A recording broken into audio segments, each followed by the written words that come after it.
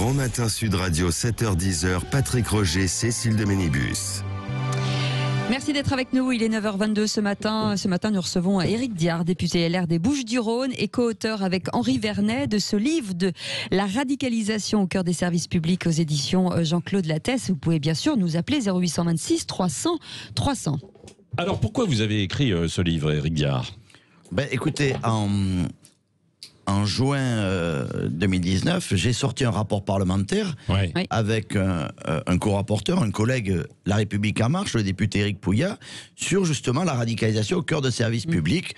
Nous avions fait... Parce qu'il y avait beaucoup de fantasmes, quoi. C'est ça, vous avez dit, non, il y a peut-être un peu trop de fantasmes ? Non, j'avais quand même eu des personnes comme Bernard Squarcini, Olivier Desmazières, qui était mon ancien préfet de police dans les Bouches-du-Rhône et qui lui a mis en place les fameux fichiers FSPRT, vous savez, les fichiers de pour surveiller les radicalisés. Et ces deux personnes me disaient, il y a des trous dans la raquette en matière de radicalisation dans les services publics. Alors j'ai voulu faire mon enquête, pousser plus loin. On m'a adjoint un député très investi là-dessus. Et nous avons sorti en juin 2019 35 préconisations. Et j'allais dire... ce qui est assez rare, l'ensemble des partis politiques ont dit bon, ça tient la route, c'est modéré, et c'est des propositions qui paraissent pertinentes, certaines doivent être retenues rapidement. Nous avions fait ça, et puis, comment vous dire, dans un rapport parlementaire, comme je le dis un peu dans le livre, c'est un peu très clinique. C'est vrai. Voilà, il y avait beaucoup d'auditions à huis clos, donc on ne pouvait pas tout retranscrire. Donc, Henri Vernet, qui est au Parisien, avait fait la une, on a lié amitié, et puis nous sommes mis en place, nous avons repris l'enquête, j'ai pris les meilleures auditions, on a revu les personnes, et puis j'ai rajouté des... Et puis là, vous dites tout, quoi. Oui, en tout cas, tout ce que vous avez vu ou tout ce qu'on vous a rapporté. Oui, exactement, puisqu'on avait des témoignages poignants, je pense, qui n'étaient pas le rapport Patrick Pelou, qui m'a dit des choses assez étonnantes, Denis Masséguilla, le président du Comité national olympique français. Donc, on a eu des personnes qui se sont exprimées, qui se sont, si vous me permettez l'expression, un peu lâchées. Et pourtant, on sent qu'il y a quand même, il y a des difficultés justement sur les atteintes à la laïcité, sur le prosélytisme religieux, la radicalisation. On sent quand même que les remontées d'informations, parce que vous parliez de Patrick Pelou, il n'y a pas de chiffres, par exemple, dans les hôpitaux. Patrick Pelou dit que certains venaient en burqa, et voilà, mais il n'y a pas vraiment de chiffres sur les remontées. Je sais que l'ancienne ministre de la Santé avait demandé des chiffres, et finalement, en ce qui concerne le personnel, c'est assez vague. C'est un petit peu difficile, parce que dans les hôpitaux, si vous voulez, autant dans l'éducation nationale, vous êtes lié à des académies, un rectorat, etc. Les hôpitaux sont un petit peu livrés à eux-mêmes. Ils sont un peu indépendants. Alors, il y a les agences régionales de santé, les fameuses ARS, mais bon, il n'y a pas de lien vraiment de subordination, donc ça remonte, ils sont un petit peu perdus. Vous avez des directeurs d'hôpitaux qui disent j'ai un bracardier, on m'a dit qu'il était inscrit à ce fameux fichier FSPRT, qu'est-ce que je fais? Donc ils ont besoin d'être mieux encadrés, il faut vraiment un référent dans ces agences régionales qui les encadre, parce qu'ils sont un peu livrés à eux-mêmes. Oui, parce que ce qu'il faut savoir, c'est derrière, quand il y a infiltration ou radicalisation au sein de ces services publics, qu'est-ce que ça signifie précisément? Ça veut dire que ces personnes sont fichées, ou ça veut dire que ces personnes ont été suspectées, et que font-elles? Comment on agit en fait avec ça? Vous donnez un certain nombre d'exemples. Mais bon, Cécile de Ménibus en a très bien parlé. Il y a trois choses bien différentes. Il y a les atteintes à la laïcité. Alors ce n'est pas de la radicalisation. Non. Mais... pour autant, vous savez que dans un service public, il y a la neutralité du service public, ça ne doit pas avoir cours. Vous avez ensuite, pareil, le prosélytisme religieux, ce fameux communautarisme, le séparatisme que dit Emmanuel Macron. Là non plus, c'est pas obligatoirement de la radicalisation, mais dans un service public, ça ne doit pas exister. Alors c'est quoi? Le communautarisme n'engendre pas forcément la radicalisation. Tout à fait. Parfois, si vous voulez, c'est un chemin, j'allais dire, initiatique. Vous passez de l'un à l'autre et vous basculez dans la radicalisation. Et parfois, c'est assez cloisonné. C'est quoi ce communautarisme? Ça se traduit comment? C'est le port du voile, c'est des attitudes, c'est quoi? Parce que moi je vous donne un exemple parlant où on a eu des difficultés dans un secteur dont avant le rapport je ne soupçonnais pas, c'est le sport. C'est des éducateurs sportifs qui vous prennent en main, qui vous font du sport, mais après qui vous incitent, et on sait très bien dans la région parisienne qu'il y a eu des éducateurs sportifs qui ont envoyé des jeunes en Syrie et en Irak auprès de Daesh, et en faisant... Ils sont là pour détecter détecter finalement et ensuite recruter, quoi, en quelque sorte. Exactement, il détecte les personnes qui sont les plus influençables, sont les plus ouvertes. Ça se fait également, ce que je dis là, dans les prisons, où c'est un drame absolu. Les prisons, vous avez des personnes radicalisées qui arrivent à convaincre d'autres personnes de basculer. Et je vous signale que la plupart, malheureusement, pas la plupart, mais une grande majorité des actes terroristes sont commis par des détenus qui n'étaient pas radicalisés. C'est des détenus qui sont entrés dans les prisons pour trafic de stupéfiants, pour vol, et ils en sont ressortis et ils ont passé à l'acte. Je pense à Mohamed Merah, à Koulibaly, Medine Mouche, l'auteur de l'attentat du musée juif à Bruxelles. Ces personnes n'étaient pas des radicalisés, ils sont rentrés en prison, ils le sont devenus malheureusement. Est-ce que finalement le sport, c'est pas le terrain le plus favorable? Ben oui, parce que le sport, au début, on n'y était pas allé. Alors, c'était pas vraiment un service public, c'est l'action publique. Mais quand même, le sport, ben, vous êtes autour des collectivités, les gymnases, tout ça, nous sommes au cœur du service public. On s'y attendait pas, parce que autant le phénomène de la radicalisation des prisons est assez ancien, comme je le dis, ça date du GIA 95-98, 450 détenus liés à ce terrorisme, le GIA algérien, dans cette époque-là, dans les prisons parisiennes.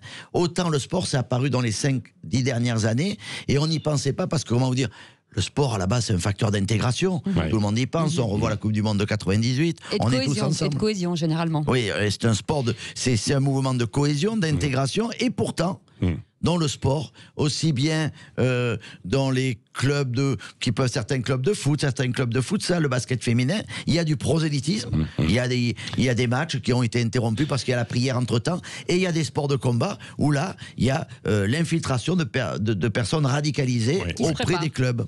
Allez, on va parler dans un instant de votre discussion aussi avec la ministre des Sports, assez hallucinant tout de même, et puis du nombre de personnes détenues en fait actuellement pour des diverses choses, mais qui sont fichées, etc., et qui pourraient ressortir. Il y a 400 personnes, je crois, qui peuvent ressortir entre 2020 et 2021. Quel suivi, en fait, derrière? Quelle infiltration dans les services publics? On se souvient de Michael Harpon, la préfecture de police de Paris. Vous pouvez réagir, poser toutes vos questions à Éric Diard, parce qu'il a mené, en fait, cette enquête. C'est un livre choc. C'est chez Jean-Claude Lattès. Restez avec nous, il est 9h29.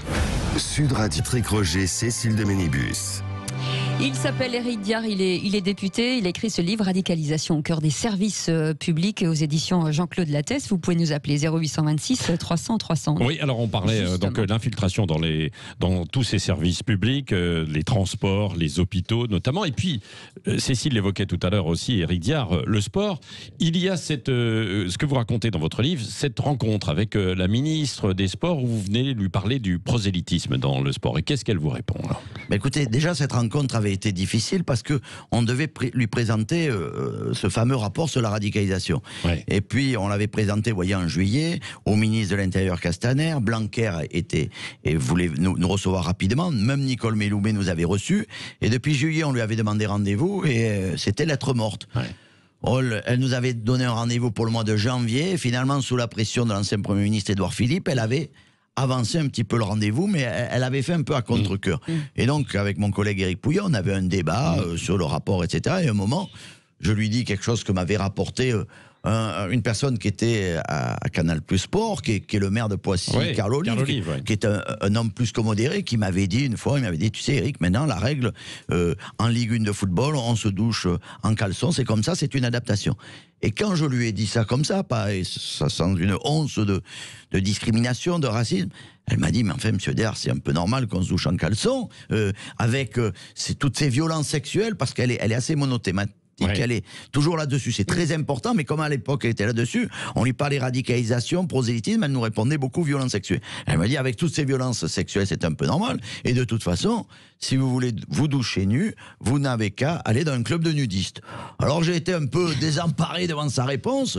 Éric Pouillat, qui est député LaREM, lui a quand même rappelé que le prosélytisme religieux n'avait rien à faire dans le sport, et notamment avec des éducateurs sportifs, mais elle est plutôt dans un phénomène d'ouverture en disant, si par exemple une jeune femme est en burkini, elle n'a qu'à venir se baigner en burkini, et peut-être on la sort de son quartier et après elle portera plus le burkini. Vous voyez, c'est cette approche-là qui est assez particulière à mon avis, quoi. Oui. Allez, Et on a des appels au standard avec Valérie qui nous appelle de Toulouse. Bonjour Valérie. Bonjour Valérie. Bonjour Cécile, bonjour Patrick, bonjour Monsieur Viard.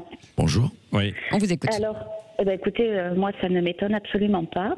On est vraiment effectivement dans une infiltration complète de notre société par des gens qu'on dit toujours dont c'est une minorité, mais finalement plus le temps avance et plus la minorité elle devient très visible et elle devient importante. Donc maintenant on fait quoi? Ouais. Tout le problème, c'est ça. On fait quoi? Mais Valérie, vous faites quoi dans la vie? Pourquoi vous dites ça? Mais parce que je suis hôtelière en centre-ville de Toulouse. Et vous le voyez en fait autour de vous, alors notamment dans les services publics, quoi. Ah ben nous, ça a été extrêmement, impératif. On a modifié notre règlement intérieur quasiment depuis qu'on a créé la société pour que aucun signe religieux ne puisse venir interférer avec le fonctionnement de l'entreprise. Oui, c'est-à-dire que par exemple, vous n'accepteriez pas que quelqu'un allé à l'accueil chez vous soit avec un signe distinctif religieux. Je parlais par exemple d'un hijab ou d'un ou d'une kippa ou d'autre chose. Ouais. Je suis catholique pratiquante, mais je suis dans un établissement recevant du public et on ne peut pas se permettre qu'un signe extérieur de religion puisse venir interférer avec la bonne marche de l'entreprise. On y a été confrontés. Ah, vous avez été confronté. Et comment alors, comment vous avez réagi, Valérie? Eh bien, on a mis en avant le règlement intérieur de l'hôtel qu'on fait signer à tous les salariés quand ils rentrent. Et à partir de là, on a dit soit vous vous y pliez, soit vous partez. Et ça a été bien accepté. Oui. Non. Ah non, pas par tout le monde. Non, mais c'est comme ça. Et puis, on m'a fait rentrer. Je suis arrivée au collège dans les années 70 avec une croix autour du cou. On me l'a fait rentrer sous mon vêtement, justement par souci de discrétion. Je vois pas pourquoi je viendrais me faire emmerder par un voile maintenant. Valérie, alors on fait quoi? Excusez-moi de parler vrai. Non, mais on parle vrai sur Sud Radio. Bon, on essaie quand même de parler correctement, tout en parlant vrai. Mais Valérie, alors votre question finalement, c'est on fait quoi? Et c'est vrai, Éric Diard, on fait quoi face à ce que vous décrivez, c'est-à-dire dans les transports, on se souvient à Roissy, il y a des infiltrations beaucoup également dans la RATP, on en a parlé bien sûr. Emmanuel Macron devait prononcer un discours aujourd'hui sur le séparatisme à Lunel, ville d'où sont partis beaucoup de jeunes pour le djihad en Syrie, une vingtaine de jeunes. Finalement, il a reporté son discours parce qu'il a du mal à avoir une cohésion au sein de son gouvernement et probablement des réponses, non? Il a déjà, je pense, du mal à faire de la cohésion au sein de sa majorité parlementaire. On peut pas faire du en même temps en matière de séparatisme. Donc il y a des solutions à prendre, il y a des préconisations à prendre. Moi j'en ai parlé récemment à Gérald Darmanin. Moi j'ai fait une préconisation très importante qui a été reprise par le rapporteur de l'enquête sur la taxe de la préfecture de Paris, Florent Boudier, qui est député de La République En Marche. Qu'est-ce que j'ai dit? Je pense qu'il faut, mais le président de la République ne veut pas changer la Constitution, il faut que les personnes qui sont dans un service public prêtent serment pour respecter les valeurs de la République. Pourquoi je dis ça? Pas par un mimétisme avec les États-Unis, parce que quand vous ne respectez pas votre serment, ça s'appelle un délit de parjure. Et vous pouvez révoquer la personne. Le problème qu'il y a, cette dame parlait bien, dans le privé, vous vous servez beaucoup. Il y a des règlements intérieurs. Voilà, les règlements intérieurs, s'ils sont bien ficelés, ça aide. Dans le public, il y a la neutralité du service public, mais c'est difficile. On ne peut pas révoquer, c'est normal, une personne pour radicalisation. Ça peut pas être un délit, la radicalisation, parce que il y a la liberté de conscience et la liberté religieuse qui sont des libertés constitutionnelles. Et en face, vous avez le respect des valeurs de la République, donc c'est un équilibre, et on s'enfonce un petit peu dans ce vide juridique, et donc il faut permettre plus facilement à des services publics de pouvoir se débarrasser de personnes qui ne respectent pas nos valeurs. Ouais, et est-ce que Emmanuel Macron n'a pas été gêné, perturbé par l'affaire du voile, du hijab, plus précisément, il y a quelques jours à l'Assemblée nationale, cette jeune étudiante qui est venue devant des parlementaires avec le hijab. Je pense que c'est peut-être une des causes du report des annonces.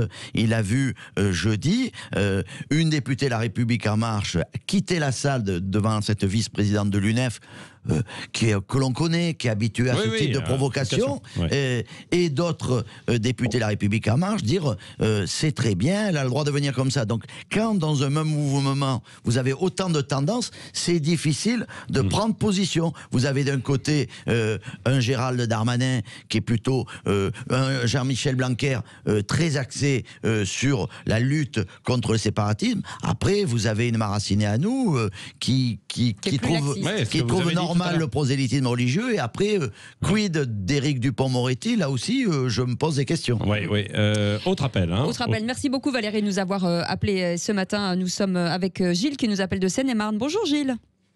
Bonjour Cécile, bonjour Patrick, bonjour Monsieur Diard. Alors, Gilles, donc au 0826 300 300 sur Sud Radio, vous vouliez poser une question, faire part d'une réflexion autour du séparatisme. Oui, c'est plus faire part en fait d'une réflexion et en fait aller dans le sens de Monsieur Diard.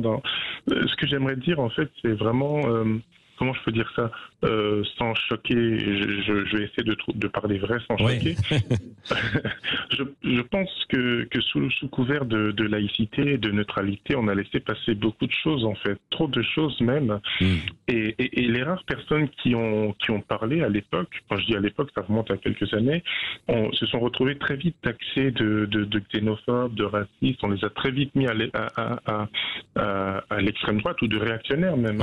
Et on se retrouve aujourd'hui devant le fait, et Valérie, l'auditrice précédente, disait on fait quoi, et c'est tout le problème est là. Quand elle dit on fait quoi, il faudrait en fait pouvoir ramener le curseur dans l'autre sens, mais malheureusement j'ai bien peur que ça ne puisse se faire sans heurts en fait, parce que le problème c'est que il y a d'un côté effectivement la République, comme on le dit, avec ses valeurs, et on se retrouve, et dont la laïcité qui est une valeur de la République, et on se retrouve avec des personnes qui ne se reconnaissent pas en fait, et qui veulent, il n'y a pas d'autre mot, c'est le prosélytisme, et on a tellement cédé qu'aujourd'hui ce sera dur de ramener le curseur dans l'autre sens.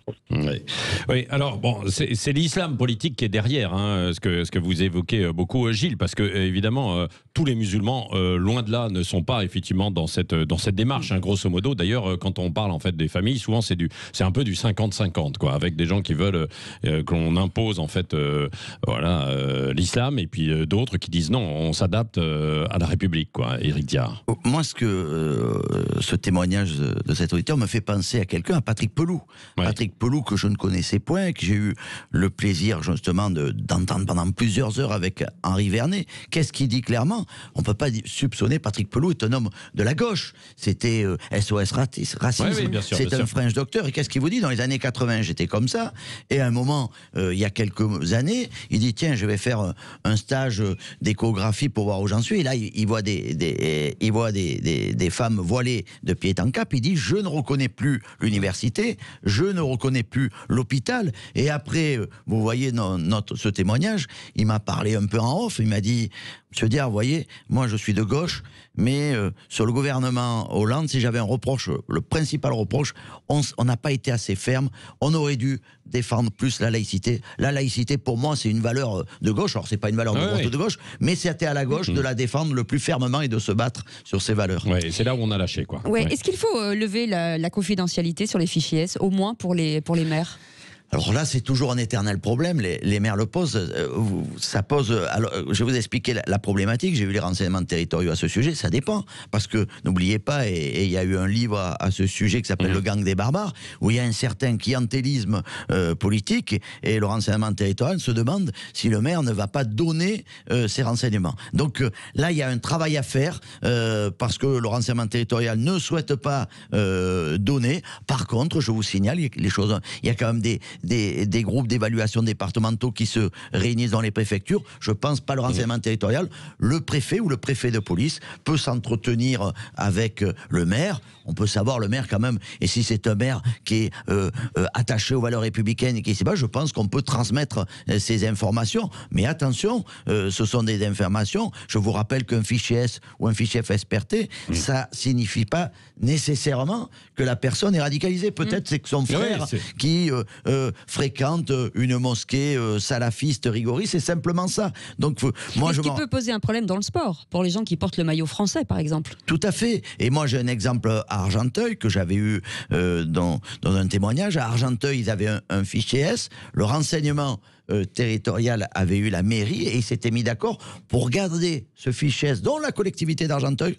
Parce qu'ils avaient peur à cette époque, c'était à 3-4 ans, qu'ils partent justement rejoindre Daesh. Donc ils s'étaient mis d'accord, il était resté dans la collectivité tout en étant hyper encadré et c'est une bonne chose. Il avait pu basculer, revenir, j'allais dire, du bon côté et abandonner ses désirs de rejoindre Daesh. Parce que des fois, on rejoint Daesh parce qu'on croit que on a fait croire à ces personnes que c'était le paradis, ce qui n'était pas le cas. Allez, 0826 300 300 dans un instant. Vous continuez de nous appeler. Nous sommes ensemble jusqu'à 10h. On va voir que se passe-t-il dans l'éducation nationale par rapport à cette radicalisation qui est au cœur des services publics. Et puis les prisons, je le disais, il y a eu cet exemple frappant, la prison de Condé-sur-Sarthe, bien sûr, avec ce détenu qui normalement devait être hyper surveillé. Il avait, grâce à sa compagne, réussi à faire rentrer un couteau en céramique et on s'en souvient, pris en otage des gardiens de prison. Il y a beaucoup de détenus qui devraient sortir de prison et qui sont toujours soupçonnés et suspectés de radicalisation. Que faire face à eux? Éric Diard est avec nous jusqu'à 10h. Il est 9h45. Dio 7h-10h, Patrick Roger, Cécile de Ménibus. 9h48, vos appels 0826 300 300 pour évoquer ce livre Radicalisation au cœur des services publics avec Éric Diard et coécrit avec Henri Vernet. Et vos appels au 0826 300 300. Bonjour. Bonjour, c'est Philippe. C'est Philippe qui est avec nous ce matin. Ouais, bonjour. Écoutez, bonjour Philippe. Bonjour à tous. Le député qui est présent, il est de quel bord, s'il vous plaît? Il est républicain. D'accord. Très bien. Bon, écoutez, il vous entend. Oui, je sais. Bonjour, monsieur le député. Bonjour. Bonjour, Patrick. Écoutez, voilà ce que je vais vous dire en tant que citoyen de 52 ans. Ouais. Voilà, moi j'ai connu encore cette école où il n'y avait pas cette notion de religion, quoi. Voilà. Et aujourd'hui, cette laïcité, elle est bradée. Alors, j'en veux pas aux citoyens qui, eux, essayent de revendiquer les choses, etc. Moi, j'en veux surtout aux politiques, on va dire, allez, dès 90, et plus particulièrement, c'était quand même des gens de droite qui étaient au pouvoir. On va dire M. Bayrou, voilà. Dès qu'il y a eu les premières histoires, la laïcité, nos politiques qui ont gouverné jusqu'à maintenant se sont comportés comme des lâches. Parce qu'ils ont laissé tomber ce qui faisait une de nos grandes valeurs et surtout quelque chose qui faisait que on était tous contents et en fait on était français, quoi. Voilà. Et peu importe d'où on venait, qu'on soit noir, blanc, jaune, c'est pas ça le problème. Le problème c'est on allait à l'école républicaine, on respectait les valeurs de la France sans nous oublier d'où on venait. Vous voyez, moi je suis d'origine portugaise. Voilà, je suis pas 100% de souche française. Mais... Il en reste plus beaucoup. Il y en a pas beaucoup en fait.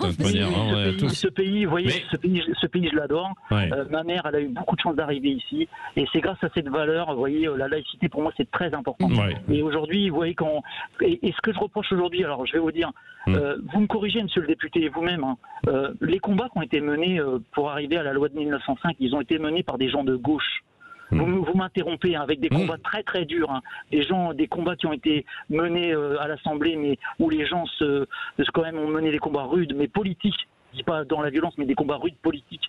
Et aujourd'hui, vous savez, il y a des gens, je vais les citer, des Obono, des Mélenchon, tous ces gens-là, eux, ils sont en train de nous brader ça, parce que ils en pensent pas moins, mais pour rester là où ils veulent avec leur petit pouvoir, notre laïcité, ils sont en train de la brader.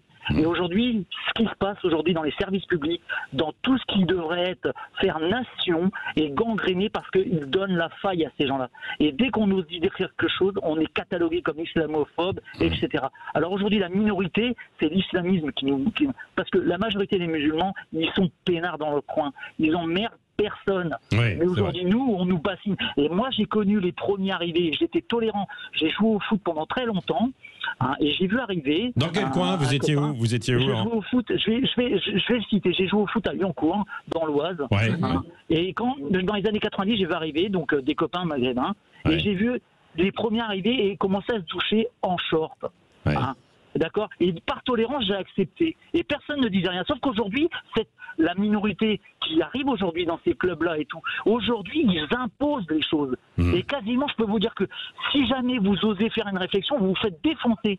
Il y a des gens dans les piscines qui se sont fait défoncer la gueule. Et voilà, je parle grossièrement parce qu'aujourd'hui, j'en ai gros sur la patate. Ouais. Je reconnais plus ma laïcité. Ouais. Et peu importe, les mecs vont me dire, facho et tout ça, oui, je suis peut-être un facho là-dedans, mais moi, j'ai été élevé d'une certaine façon où j'apprends à respecter les mœurs, les coutumes de chacun. La religion, chez soit l'église, soit la mosquée, ou à la synagogue, ou à l'église, etc. Et dans la vie publique, on est tous français.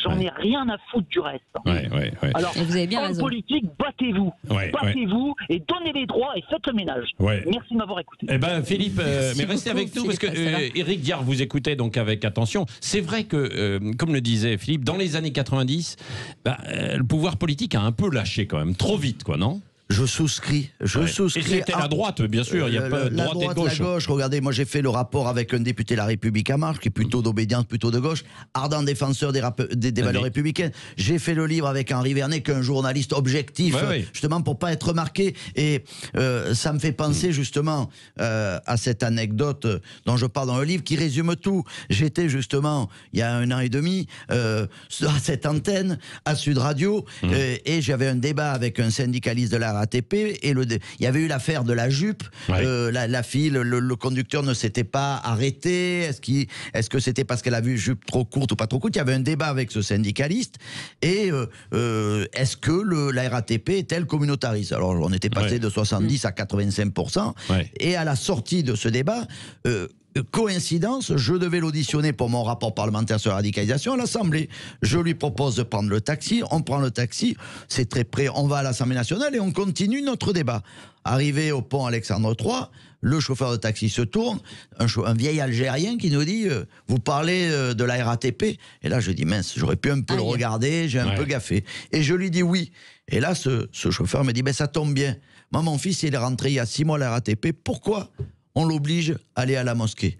Il a dit moi je suis algérien, je suis là depuis 30 ans. Avant, la religion, c'était à la mosquée. Avant, la religion, c'était à la maison. Avant, il y a 30 ans, justement, les femmes s'habillaient comme elles voulaient. Qu'est-ce qui s'est passé ? Qu'est-ce qui s'est passé? Quelle leçon nous a donné ce vieil Algérien? Donc, c'est tout à fait cohérent avec ce que vous dites. On a lâché, même la gauche le reconnaît, puisque Patrick Pelloux dit on n'a pas assez défendu la gauche, les valeurs de laïcité, on devait le défendre. À droite, il y a eu aussi une forme de lâcheté dans ces époques-là. Je souscris. Est-ce qu'on peut faire, pas machine arrière, parce que c'est pas possible, mais est-ce qu'on peut stopper ça? Est-ce que c'est possible encore aujourd'hui? Oui, l'État, comment vous dire, il y a quand même eu un avant et après 2015. C'est-à-dire, il y a eu les attentats de Charlie, et puis le Bataclan, et puis Nice. Et vous voyez, donc, au niveau des services publics, quand je les ai auditionnés, ils ont dit attendez, avant, on mettait la poussière sur le tapis, on disait on va rien dire, on nous traite d'islamophobes. Non, on peut plus rien faire, on doit agir. Donc il y a des choses qui ont été faites, il y a des plans, il y a des lois, mais voilà, c'est un peu une course contre la montre. Oui, mais il y a des lois qu'on n'applique pas, vous le savez très bien. Oui, mais il y a des lois, regardez, quand je vous dis, on permet maintenant, la loi Savary de 2016 permet maintenant les personnes à la RATP qui conduisent contrôle, on vérifie ce qu'on ne faisait pas s'ils sont inscrits au FSPRT.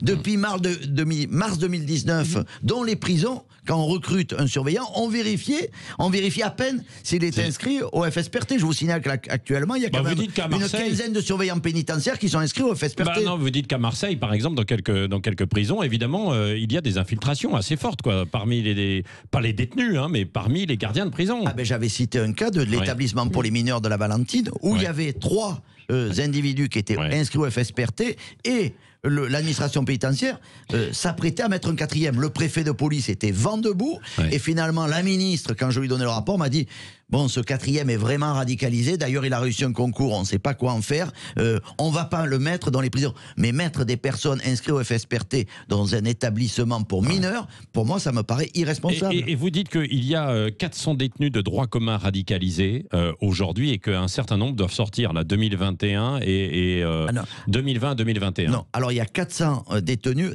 terroristes. Non, mais c'est ça. Oui, et les droits communs radicalisés, il y en a entre 1000 et 1700. C'est pas facile à évaluer. Ah oui, non, mais c'est terroristes, oui. Terroristes. Qui ont un certain nombre qui doivent sortir. Oui, à peu près une quarantaine par an pendant 3-4 ans. Bon, et alors, comment ils seront surveillés, en fait, à la sortie, ces gens-là ? Parce que ça, c'est quand même sont des bombes à retardement. C'est des bombes à retardement. Alors, il y a le renseignement territorial qui va se mettre en action. Mais pensez que le gouvernement a voulu mettre des mesures de sûreté. Alors, c'était light en disant on va les faire pointer au commissariat, le faire porter un bracelet. 7 août, le Conseil constitutionnel a tout enlevé, a censuré en disant c'est pas constitutionnel. Juste rapidement, il y a beaucoup de femmes. Sur les 400, il y a à peu près une soixantaine de femmes. Ah oui, quand même. L'enquête choc donc d'Éric Diard et Henri Vernet du Parisien, radicalisation au cœur des services publics. C'est aux éditions Jean-Claude Lattès. C'est assez édifiant. Merci d'être venu ce matin. On attend le discours de. Merci à tous les auditeurs, évidemment. À Philippe. Oui, et puis beaucoup d'autres qui voulaient appeler et qui pourront continuer de nous laisser des messages et on leur donnera la parole. Et on suivra ce discours sur le séparatisme qui est attendu a priori. Voilà, c'est ça, dans une dizaine de jours. Quoi.